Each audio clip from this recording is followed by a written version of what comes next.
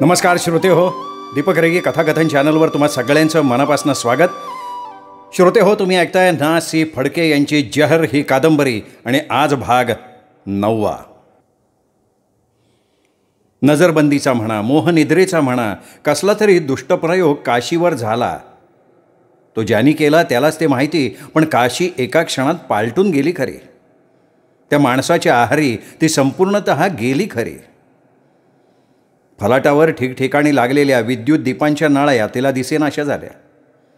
जागोजाग बसलेल्या, उभ्या राहिलेल्या, धावपळ करणाऱ्या माणसांच्या आकृती तिच्या दृष्टी पडून पार पुसल्या गेल्या. कलकलाट तिच्या कानांना कळेनासा झाला. आपण कुठे आहोत, कशासाठी इथे आलोत, कोणाबरोबर आलोत, आपल्याला जायचंय कुठे, सगळ्या गोष्टींची जाणीव कापराचा भपकारा उडून जावा त्याप्रमाणे क्षणमात्रात नाहीशी झाली. स्वतःचं सुखदुःखसुद्धा ती पार विसरून गेली. तिला फक्त तो किडकिडीत झुपकेदार मिशांचा माणूस तेवढा दिसत होता आणि त्याच्या बोटातल्या अंगठीच्या खड्यावर तिची नजर खेळून राहिली होती. तिला एकच कळत होतं, त्या माणसाच्या मागोमाग जायचं. एखादं आज्ञाधारक मूक जनावर जाईल त्याप्रमाणे जायचं. तो माणूस तिच्याशी एक अक्षरसुद्धा बोलला नाही. चालू लागल्यावर त्याने तिच्याकडे वळूनसुद्धा पाहिलं नाही. त्याला खात्री होती की आपल्या प्रयोगाचा अंमल तिच्यावर चढलाय, ती आपल्या मागोमाग येणारच. फलाटाच्या गर्दीतनं वाट काढत तो निघाला. लोहचुंबकाच्या मागे लोहशलाका सरकाव्या त्याप्रमाणे काशी त्याच्या मागोमाग पावलं टाकायला लागली. त्याच्या हातातल्या अंगठीच्या खड्यावर तिची नजर खिळून राहिली. पाण्याची धार कापून एखादा पदार्थ जावा आणि त्याच्या मागोमाग दुसरा पदार्थ वाहत जावा त्याप्रमाणे लोकांना आजूबाजूला लोटत तो किडकिडीत झुपकेदार मिशांचा माणूस झपाझपा चालला होता. आणि कसल्या तरी गूढ अदृश्य बंधनांनी त्याला जखडून गेल्याप्रमाणे काशीसुद्धा चालली होती. आणि आता मुंबईला जाण्यासाठी तयार असलेल्या गाडीतल्या एका डब्यात त्या माणसाच्या शेजारी ती बाकावर कोपऱ्यात बसली होती. तो माणूस तिच्याशी एक अक्षरसुद्धा बोलत नव्हता. काशी त्याच्याबरोबर आली आहे असा संशयसुद्धा कोणाला येण्यासारखा नव्हता. पण स्वतः काशीला एवढंच कळत होतं की त्याच्या मागोमाग जायचं, तो बसेल तिथे बसायचं, उठेल तेव्हा उठायचं, उतरला की उतरायचं आणि चालू लागला की चालू लागायचं. आता तिला स्वत्व काडीचं सुद्धा उरलं नव्हतं. तिला सुख समजत नव्हतं, दुःख कळत नव्हतं. सुखाच्या आणि दुःखाच्याही पार पलीकडे ती पोचली होती.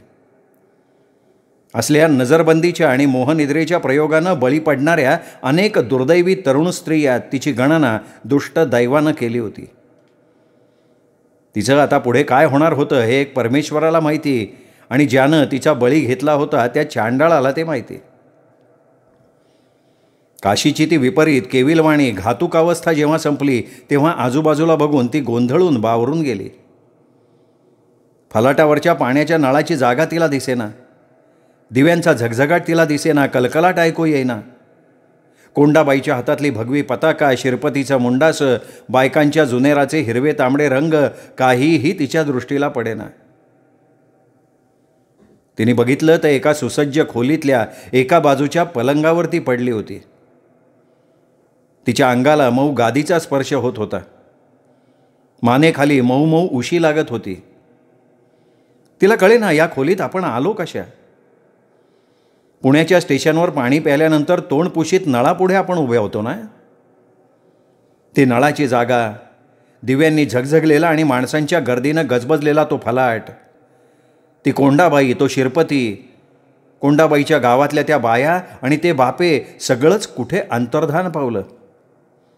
आणि या अनोळखी खोलीतल्या पलंगावर आपण कशा आलो. तिची जाणीव मोहनिद्रेच्या प्रयोगानं खंडित झाली होती. ती जेव्हा पुन्हा परत आली तेव्हा ज्या स्थळी ती तुटली होती त्या स्थळाशी ती जोडली गेली. तिच्या मतानं ती नळापुढे उभी होती पण नळ दिसत नव्हता. स्टेशनचा फलाट, माणसं काहीही दिसत नव्हतं. तोंड पुसून झाल्यावर ती कोंडाबाईकडे परत जाणार होती पण ती कोंडाबाई होती कुठे. फलाटावरच्या माणसांची गर्दी दृष्टीला पडण्याऐवजी तिच्या नजरेला दिसत होती ती एक खिडकी आणि त्या खिडकीवरच्या सुबक रेशमी पडद्यांची वाऱ्याबरोबर होणारी हालचाल. मध्यंतरीच्या काळात जे घडलं होतं ते तिच्या मोहनिद्रेत घडलं होतं. एका किडकिडीत झुपकेदार मिशांच्या माणसामागून ती गेली होती. मुंबईच्या गाडीत ती बसली होती याची तिला आता किंचितसुद्धा आठवण नव्हती. मोहनिद्रेतला तो कालखंड तिच्या जाणीवेत जमाच झालेला नव्हता. त्या माणसाने तिला कुठे नेलं, कसं नेलं, केव्हा नेलं ते काहीही तिला माहीत नव्हतं. भायखळ्याच्या स्टेशनवर गाडी पहाटे उभी राहिली होती तेव्हा तो माणूस जागेवरनं उठला होता. तो तिच्याशी काही बोलला नव्हता. त्यांनी तिच्याकडे बघितलंच सुद्धा नव्हतं. पण त्याला उठलेलं बघताच ती उठली. तो डब्याखाली उतरला तेव्हा ती उतरली. तो चालायला लागला तशी ती चालू लागली. तो एका घोडागाडीत चढला तेव्हा तीही चढली आणि 16 नंबरच्या घरापुढे गाडी उभी राहताच तो माणूस खाली उतरला आणि त्याच्याबरोबर ती सुद्धा मुकाट्यानं उतरली. त्याच्या हातातल्या अंगठीच्या खड्याकडे नजर ठेवून ती त्याच्या मागोमाग फाटकाच्या दिंडीतनं आत शिरली होती. छोट्या अंगणातनं चालत गेली होती. व्हरांड्यात पोचल्यावर तो उभा राहिला तशी तीही त्याच्या मागे उभी राहिली. ते अंगण, अंगणातली झाडं, व्हरांडा, खोल्यांची दारं झाकणारे चिकाचे पडदे काहीही तिला दिसत नव्हतं. तिला फक्त जाणीव होती ती त्या किडकिडीत झुपकेदार मिशांच्या माणसाची. तिची नजर खिळली होती त्याच्या अंगठीवर. तिला कळत होतं ते फक्त एवढं की तो खडा हलला की आपण हलायचं, थांबला की थांबायचं. दुसऱ्या कुठल्याही गोष्टीकडे तिला बघता येत नव्हतं. बकुळाबाई व्हरांड्यातल्या एका खोलीचं दार उघडून बाहेर डोकावली तेव्हा तिचे केस पिंजारले होते, डोळे तारवटले होते. आदल्या रात्री गिऱ्हाईकांची विशेष वर्दळ झाली होती. अखेरच्या गिऱ्हाईकाला तिने निरोप दिला. घरातल्या सगळ्या छोकऱ्यांना निजायची परवानगी दिली. फाटक बंद करून लाल दिवा मालवून टाकायला गुराख्याला ओरडून सांगितलं आणि आपल्या खोलीत जाऊन कपडे काढून पलंगावर अंग टाकलं तेव्हा पहाटेचे 4:30 वाजले होते. रात्री धंदा विशेष चांगला झाला होता. बियरच्या 6 डझन बाटल्या उघडल्या गेल्या होत्या. एकाहून एक रंगेल आणि सढळ हातांची गिऱ्हाईकं येऊन गेली होती. सारी रात्र मोठ्या धांदलीची, खुशीची गेली होती. पण त्यामुळे बकुळाबाई दमली होती. गुराख्यानं गेट बंद केलं, लाल बत्ती मालवली. त्याचवेळी डॉक्टरांचा फोन आला होता. त्यांनी विचारलं, काय करतीयस?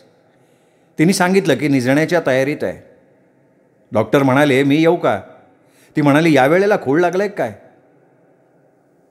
अगं, तुझ्याकडे यावंसं वाटतंय, फार इच्छा झाली आहे.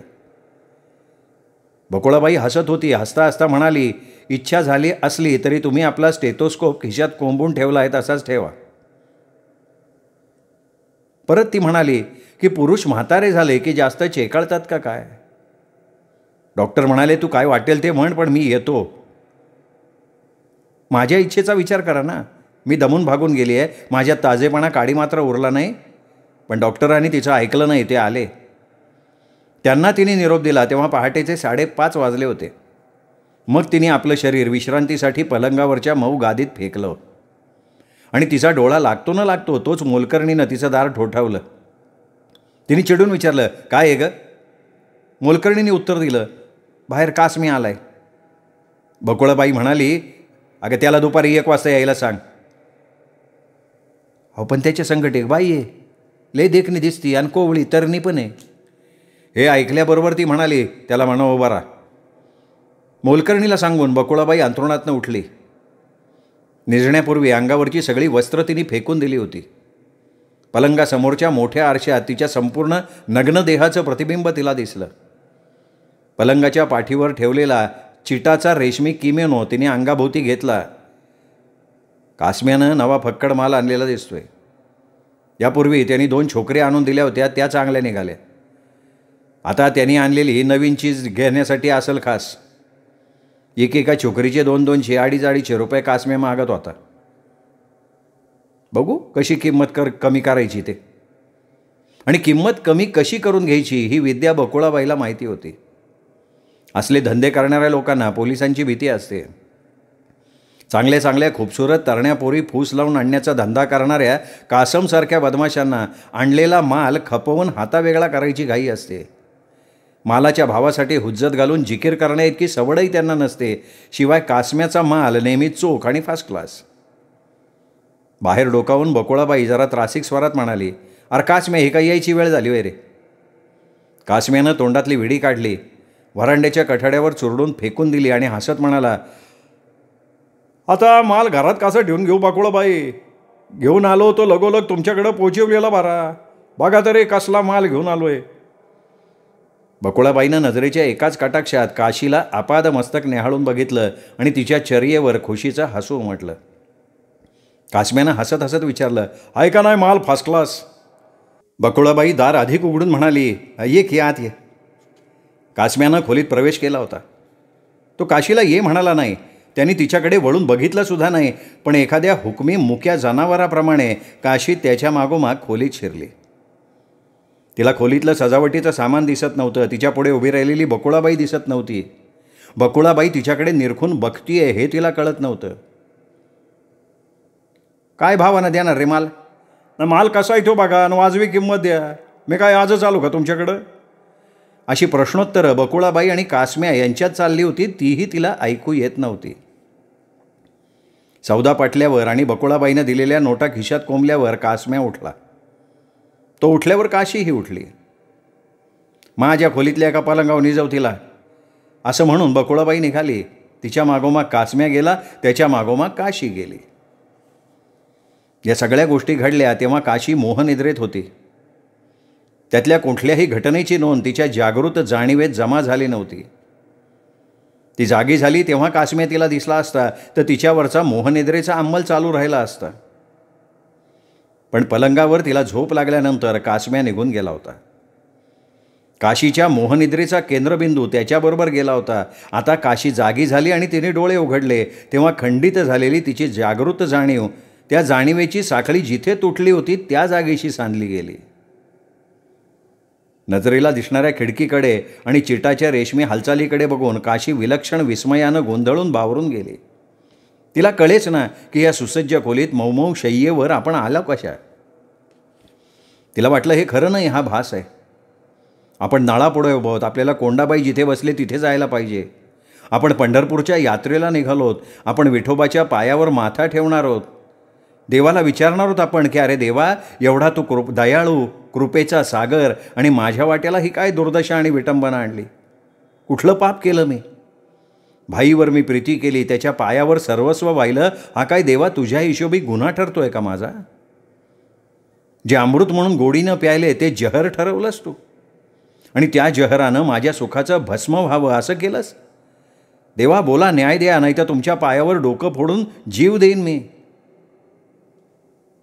प्रीतीचा टाहो फोडून देवाला साकडं घालण्यासाठी काशी कोंडाबाईबरोबर निघाली होती. आणि आता तिच्या नजरेला दिसत होती ती अनोळखी सुसज्ज खोली. ती मोठ्यांदा ओरडली, कोंडाबाई, शिरपत काका, कुठे गेला तुम्ही सगळेजण मला टाकून? अंगावरचं पांघरूण फेकून देऊन धाव घेण्यासाठी तिने पलंगाखाली उडी घेतली. तिला खोलीचं बंद दार दिसलं. उजव्या हाताकडील पलंगावर उठून बसलेली बकुळाबाई तिला दिसली. तिला कळेना ही कुठली खोली, ही कोण बाई? तिला कोंडाबाईकडे धाव घ्यायची होती. ती पुन्हा ओरडली, कोंडाबाई, शिरपत काका. बकुळाबाई उठून तिच्या जवळ आली. तिच्या खांद्यावर मोठ्या प्रेमानं हात फिरवत म्हणाली, देख बेटी. काशीनं तिच्याकडे बघितलं. तुम्ही कोण अशा अर्थाची चर्या झाली तिची. का कोण जाणे, पण बकुळाबाईचा स्पर्श तिला नकोसा वाटला. बकुळाबाईनं तिचे दोन्ही हात हातात घेतले आणि म्हटली, नाही नाही, घाबरू नको बेटी. चांगल्या ठिकाणी आली तू. पुण्याच्या स्टेशनवर गर्दीत वाट चुकली होती, रडत होती. माझ्या नवऱ्याने तुला बघितलं आणि सांभाळून आणलं. मी वाट चुकले होते? मी रडत होते? काहीतरीच सांगते ही बाई. हिच्या नवऱ्याला काळा का गोरा मी बघितला सुद्धा नाही. हिला काय खोळबेळ लागलाय काय? ती आवेगानं म्हणाली, हे बघा, मला कोंडाबाईकडे पोचवा. पंढरीला जायला निघाली आहे मी. इथे तुमच्या घरात मला राहायचं नाही आहे. बकुळाबाईंनी तिला जवळ ओढलं आणि म्हणाली, तुला पंढरीला जायचं आहे ना? ठीक आहे, माझा नवरा पोचवेल तुला. काय फिकर करू नको. माझ्या नवऱ्याला रजा मिळाली ना की तो घेऊन जाईल तुला 2-4 दिवसांनी. तवर माझ्या घरी आनंदात राहा. अगं काय माझ्या लेकीसारखे तू. काशीने एकदम विचारलं, हे कुठलं गाव आहे? मुंबई आहे ही मुंबई आहे? मी मुंबईत आली आहे? हां, मुंबई आहे. राहा माझ्या घरात मजेने 4 दिवस, खा पी. हां. कोंडाबाईच्या चंद्रमौळी घरात आसरा मिळाला तेव्हा काशीला बरं वाटलं होतं. तिला तिथे राहावंसं वाटलं होतं, पण आता या घरात चांगला थाटमाट तिला दिसत होता. वाड्यावर थोरल्या बाईंकडे नव्हती एवढी या खोलीत सुंदर सजावट होती. आरसे होते, तसबिरा होत्या, छप्पर पलंग होते, पण ह्या ठिकाणी राहावं असं तिला अजिबात वाटत नव्हतं. भांबावलीला चर्येनं आणि काय बोलावं ते न समजल्यानं ती चमत्कारिक मुद्रा करून बकुळाबाईच्या तोंडाकडेच बघत राहिली. बकुळाबाईनं तिला एका खुर्चीत बसवलं. मोलकर्णीला हाक मारला, चहा मागवला. काशीशी ती मोठ्या प्रेमात बोलत राहिली. पुन्हा पुन्हा म्हणत राहिली, अगं माझ्या लेकीच्या ठिकाणी आहे तुम्हाला. खायला प्यायला आणि असायला मानाजोगं मागून घे. घरच्यासारखी राहा. या खोलीच्या बाहेरसुद्धा तुला पाडायचं कारण नाही.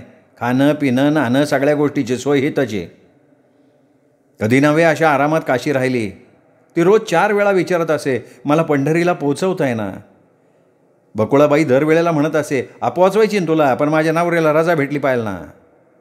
यावर काशीला निरुत्तर व्हावं लागत असे दिवसांमागनं दिवस गेले. आणि मग एक दिवशी संध्याकाळी काशीच्या मनाला भयंकर धक्का बसला. आपण कोणत्या ठिकाणी येऊन पडलोय हे तिच्या लक्षात आलं. बकुळाबाईनं तिला दुसऱ्या एका खोलीत नेलं आणि सांगितलं, आता या खोलीत राहायचं तू. ही तुझी खोली, बघ कशी खोली तुझी. सबंध खोलीभर कार्पेट अंथरलं होतं. एका बाजूला उंच टेबल होतं. त्याच्या बिलोरी आरशापुढे प्रसाधनांच्या साहित्याच्या सुंदर बाटल्या बरण्या मांडल्या होत्या. 4 भिंतींना 4 तसबिरी होत्या नग्न बायकांच्या. दुसऱ्या एका उंच घडवंचीवर चांदीच्या फ्रेममधली तसबीर होती, तीसुद्धा नग्न बाईची. दारावर आणि खिडकीवर सुंदर पडदे होते आणि दुसऱ्या अंगाला जे दिसलं ते बघितल्यावर काशीने डोळे झाकूनच घेतले. सुंदर सजवलेला पलंग तिला दिसला. तिच्या मनात एकदम प्रकाश पडला आणि तिला जे समजलं ते उमजल्यावर तिच्या डोळ्यांपुढे अंधारीच आली. बकुळाबाई तिला विचारत होती, काय आवडली का तुला खोली? आता तुला उत्तम साडी देते, ती नेस, काचोळी देते, ब्लाऊज देते, ते घाल, येणी फणी कर, तोंडाला स्नो पावडर लाव, वट रंगव. काशीनी बकुळाबाईला दूर ढकललं आणि ओरडली, नाही मला पंढरीला पोचवा. अगं आता हीच तुझी पंढरी. असं म्हणून बकुळाबाई हसली. ते बघ गटकाभरात दिवे लागणे होईल. माणसं यायला लागतील, तोवर नेसणं सवरणं आटपण तयार राहा. असं सांगून टेबलाचा ड्रॉवर उघडून त्यातले कपडे पलंगावर ठेवून निघून गेली. दार बाहेरून लावून घेतल्याचा आवाज काशीला ऐकू आला. तिने धावून दारावर दोन्ही हाताच्या मुठी जोरजोरात आपटल्या. बकुळाबाई बकुळाबाई अशा मोठ्यांदा हाका मारल्या, पण कुणी येईच ना. दार उघडलं जाईना तेव्हा तिने दार ठोठावणं आणि हाका मारणं सोडून दिलं. ती मटकन खाली बसली. भिंतीला डोकं टेकून रडायला लागली.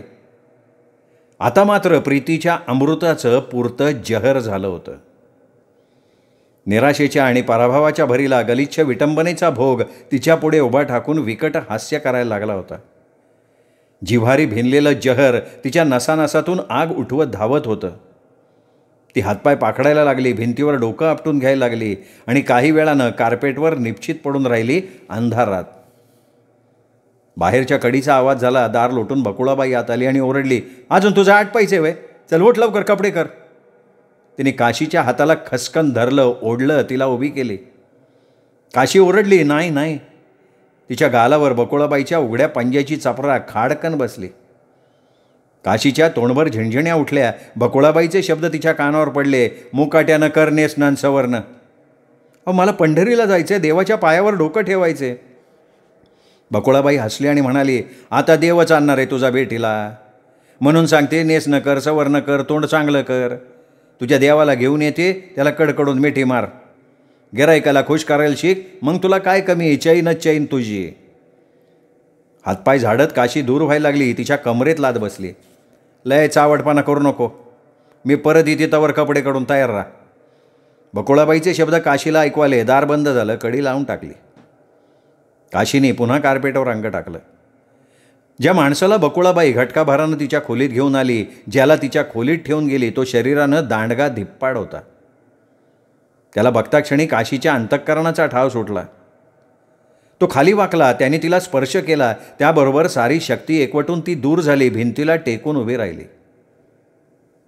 तो पुन्हा तिच्या जवळ सरकला. तेव्हा उभ्या उभ्या तिने अंग दुमडून घेतलं. त्याने हात लावला. त्याबरोबर तिने तो खसकन दूर केला.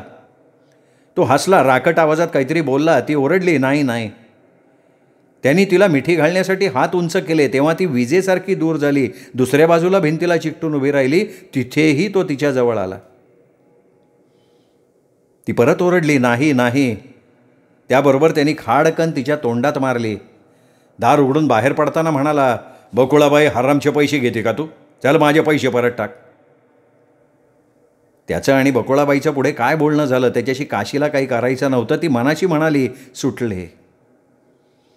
दुसऱ्या दिवशी रात्री बकुळाबाईनं तिच्या खोलीत एका म्हाताऱ्या माणसाला आणून सोडलं. त्यांनी तिला मारपीट केली नाही. उलट त्यांनी तिला सांगितलं, तुझ्या इच्छेविरुद्ध मला काहीही करायचं नाही. आणि एखाद्या पित्याच्या ममतेनं तो तिला थोपटायला लागला. काशीच्या मनात आलं, नरकात सुद्धा चुकून एखादा देवमाणूस भेटतो म्हणायचा. तिला धीर आला. कुठल्या संकटात आपण सापडलोय हे तिने त्या माणसाला सांगितलं. संकटातून सोडवायची प्रार्थना केली. त्याचे पाय धरले. गहिवरलेल्या स्वरात तो म्हातारा म्हणाला, अगं नको, माझ्या पायाला हात लावू नको. खरं म्हणशील तर मी तुझी क्षमा मागायला पाहिजे.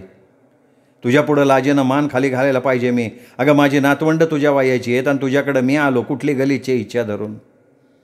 मला शरम वाटते, तुझी दया येते. तुला या संकटातनं सोडवेल मी. आणि तुला सोडवेन तेव्हा मी स्वतः खरा शुद्ध झालो असं मला वाटेल. रडू नको पोरी. माझी नातवंड आहे, तू त्यातली एक असं समजतो मी. उद्या परत येईन मी, काळजी करू नको. दुसऱ्या दिवशी रात्री खोलीचं दार ढकललं गेलं आणि बकुळाबाई काशीला दिसली तेव्हा तिला वाटलं, आपला तो वृद्ध सहाय्यकर्ता कबूल केल्याप्रमाणे आलेला दिसतोय. मोठ्या आशेनं तिने बघितलं आणि बकुळाबाईबरोबर आलेला माणूस दृष्टीला पडताच तिची मोठी निराशा झाली. तो माणूस लष्करी पोशाखातला होता. तिला पाहून बकुळाबाईला तो म्हणाला, फर्स्ट क्लास काम आहे. त्यांनी बकुळाबाईच्या हातात नोटा दिल्या. बकुळाबाई हसली आणि म्हणाली, करा माझ्या करा. काशीकडे वळाली आणि बकुळाबाई म्हणाली, अगं 7 जन्म देव पूजले ना तरी अशी माणसं मिळणार नाहीत, यांना खुश कर. काशी मनाशी म्हणाली, आणखीन एक विटंबनेचा कडूकोट. पण तितक्यात कॅप्टन अजयच्या पिस्तुलाकडे तिचं लक्ष गेलं आणि ते पिस्तूल बघताच तिला विलक्षण आनंद झाला. ती मनाशी म्हणाली, परमेश्वराने या माणसाला धाडलं, आता माझी सुटका मलाच करून घेता येईल. तिच्या मनातल्या बेताप्रमाणे सगळ्या गोष्टी तिला करता आल्या. परंतु कपाळाला टेकलेल्या पिस्तुलाचा चाप ज्या क्षणी तिने ओढला त्या क्षणी मोरीतनं बाहेर आलेल्या कॅप्टन अजयनं तिच्यावर झडप घातली. पिस्तुलाची दिशा बदलली गेली आणि गोळी कॅप्टन अजयला लागली. तो खाली कोसळून पडला. काशीला जे करायचं होतं ते घडलं नव्हतं, भलतंच घडलं. तिने मोठ्यांदा किंकाळी फोडली. ओरडा झाला. माणसं धावली. काशीनं बावरून इकडे तिकडे बघितलं. दाराकडे बघताच तिला भाई दिसला. जणू तिला मिठीत घेण्यासाठी तो पुढे झुकला, पण त्यांनी स्वतःला आवरलं. काशी असा उद्गार त्याच्या तोंडून बाहेर पडला. स्वतःच्या डोळ्यांवर त्याचा विश्वास बसला नाही. पण त्याला तर काशी अगदी स्पष्ट दिसत होती. अत्यंत आश्चर्यानं, लज्जेनं आणि आनंदानं त्याच्याकडे बघणारी काशी. बावरलेली, गोंधळलेली, थरथर कापणारी, काहीतरी पुटपुटणारी काशी. काशी पुष्कळ सांगत राहिली, पण त्यातला एक शब्दही सुभाषला ऐकू आला नाही. तिच्या डोळ्यातनं आसवं गळत होती. तिचे ओठ हालत होते. तो पुन्हा पुन्हा तिला म्हणत होता, काशी काय काय झालंय ते सांग, मोठ्यांदा बोल. तिने कपाळावर हात मारून घेतला आणि मोठ्यांदा हंबरडा फोडून सुभाषच्या खांद्यावर डोकं टेकलं. अनावर हुंदक्यांनी तिचं सबंध शरीर गदगदायला लागलं. सुभाषनं तिला आपल्या मिठीत घट्ट धरलं. भोवती माणसांची गर्दी होती. थोड्याच वेळापूर्वी कोणीतरी म्हणालं होतं की आधी डॉक्टरांना फोन करा, तर दुसरं कोणीतरी म्हणालं होतं पोलिसात वर्दी द्यायला हवी लॅमिंग्टन रोडच्या चौकीवर. आता बाहेरच्या व्हरांड्यात बुटांचे आवाज झाले. डॉक्टर आले वाटतं, पोलीस आलेले दिसतात, असे कुजबुजलेले शब्द सुभाषला ऐकू आले. पण त्यांनी काशीभोवतीची हातांची मिठी सैल केली नाही. झालेल्या चमत्कारिक प्रकारातनं पुढे काय काय निर्माण होणार होतं देव जाणे. काशीच्या हातून खुनाचं भयंकर कृत्य खरोखर घडलं होतं का नाही देव जाणे. पण ते काही का असेना, पुढे काय का होणार असेना, काशी त्याला भेटली होती हे तर खरं. जी कधी भेटणार नाही असं त्याला वाटलं होतं, ती काशी ह्या क्षणी त्याच्या मिठीत होती. तिने त्याच्या खांद्यावर डोकं टेकलं होतं. भलतंच विपरीत दुःख होतं. पण तरीसुद्धा काशी भेटली या कल्पनेचं अनपेक्षित आणि अमर्याद सुखसुद्धा होतंच होतं. ते सुख कवळून घट्ट धरावंसं त्याला वाटलं. बुटांची चाहूल जवळ आली तरीसुद्धा तो दूर झाला नाही. उलट त्यांनी काशीला आणखीनच मिठीत जवळ धरलं. तिचे मुके घेता घेता तिच्या गालांवरच्या अश्रूंचा ओलावा चाखत जणू अगदी एकांतात असल्याप्रमाणे काशी काशी अशा प्रेमानं भारावलेल्या हाका त्यांनी हळू स्वरात मारल्या. श्रोते हो, हा होता भाग 9, 10वा भाग. उद्या तोपर्यंत नमस्कार मित्रो.